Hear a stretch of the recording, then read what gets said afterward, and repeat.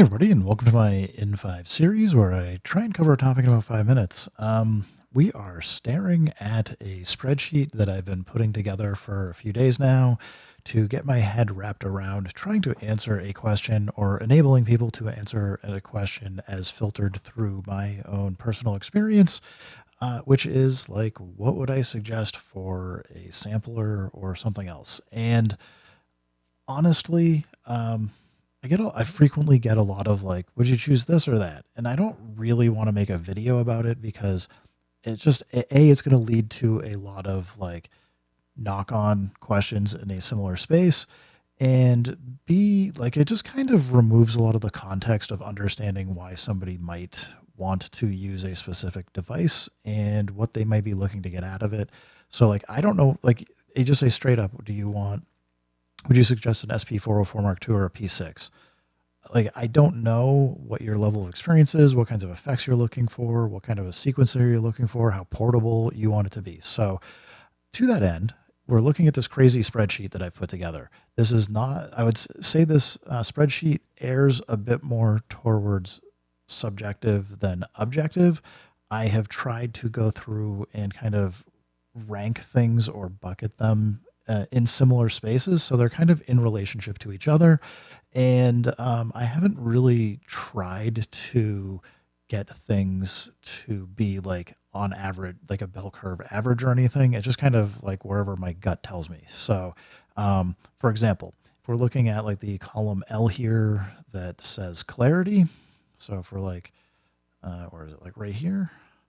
Um, Clarity's like I don't know. I just tend to usually get things that have like CD quality or higher level of clarity. What does that mean? Probably somewhere between 44.1 kilohertz and maybe 192 kilohertz. If you're going to ask me specifically, I couldn't tell you.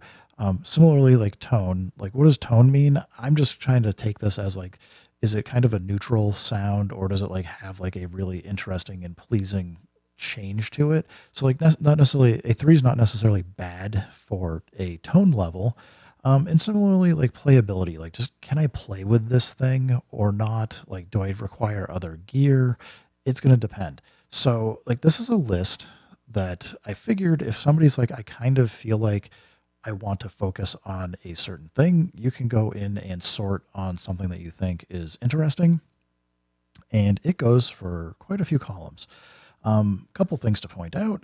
I might hide these anyway, but I've kind of added some stuff. I was like, there's some things I've kept in mind over the years or like recently where I'm like, I kind of would like to get one of these, but I just haven't for whatever reason. So it'd be nice, or just get some experience with it.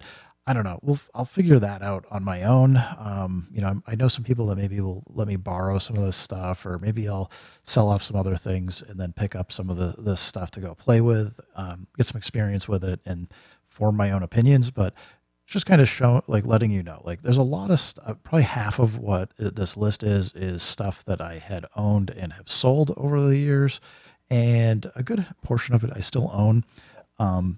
To afford keeping things moving forward, I probably will be selling some more stuff off. I got to think about what I think is important to keep and what is important to sell. I mean, I kind of do feel like I've made enough SP404 Mark II videos at this point. It's well over 1,000 that maybe I should sell it off. I don't know. Right now it's hooked up in my main setup and will stay there for the time being. But that's like one that's like maybe it's on the chopping block. Maybe it's time for it to go and go play around with some other stuff. But the effect of this list, the idea of this list right now, is to have something that will cover anything I can remember as a hardware sampler, and just my gut feel informed by also like the actual data for what it has. So like, if you're looking for something that's got some good polyphony, you should be able to sort on polyphony and be like, more or less be like, I agree with it. I'm going to say this list is probably 80% accurate, especially as we start getting into things that I've sold and don't own anymore. It might be, plus or minus one, like a 1 to 5 level here. So, and it's also through your own filter of like how much do you trust what I'm thinking or believe. But just to the end of like, if you don't trust what I'm saying, or you're like, hey, I don't know, like it's going to be as accurate, I have put this usage column here just to give you a sense for like, did I use this like a little bit? I think there's like one thing that got a 1 on it. think it's the Zeptocore. No, it's the Push 3. The Ableton Push 3 I had for about a month. I really did enjoy it, but I only had it for a month and I haven't like used it at all recently, so I've put this as a 1 just to like help signify like I really liked it. There's some things that I think are really good about it, but I didn't get enough like hardcore usage to say like this will be accurate. Whereas something like the SP404 Mark II, I'm pretty sure anybody out there that is curious about my thoughts on the SP404 Mark II would believe that this is probably the one of the more accurate ones. I'd also put the MPC like 1000 and the MPC Live 2 in this group. There's like other things I've worked with and owned that are like have gotten a ton of usage and a ton of time from me. I really love using them, but you're gonna find some other stuff that you might just say like, he didn't use it that much. I don't know how valid his thoughts are for it. Um, and if you're curious, I kind of just went through and totaled up the numbers at the bottom and just got an average. So as I went through this, I was not trying to make this equal 3. I'm not trying to make a bell curve, although I do feel like everything I've tried to put into some level of relationship with each other. But you'll see like some of them here, like clarity. My takeaway here is I tend to get things that have a pretty high level of sample rate and sound pretty much what you recorded it in as. And I also seem to have things that I'm interested in for like how it might color or tone the sound as you play with it, or have like, like maybe some like subtle effects that maybe aren't quite like hardcore effects, but like can change the sound. But yeah, I will continue messing around with this and I'll keep it updated. You can't see on the screen because it's cropped off right now, but I'm probably going to take the time to go through and do this for any of the hardware synths I've had, hardware effects, some hardware utilities, mixers, things. I don't have quite as much experience with controllers per se, but I'm going to go through and do that. And then there's a mountain of software that I've had experience with over the years that I feel like doing like a similar level of breakdown where I can just be like, hey, this is how I like been thinking about and approaching this stuff and helping inform like what do I keep, what do I sell, what do I rebuy if I'm like I really miss it, and kind of work through it that way. So I'm going to share this spreadsheet as anything to review. If there really is interest from people to be able to comment on it, let me know in the comments of this video and I will think about it. I just don't want to get overwhelmed with comments on this, and I don't want this to become a full-time job to fill in either.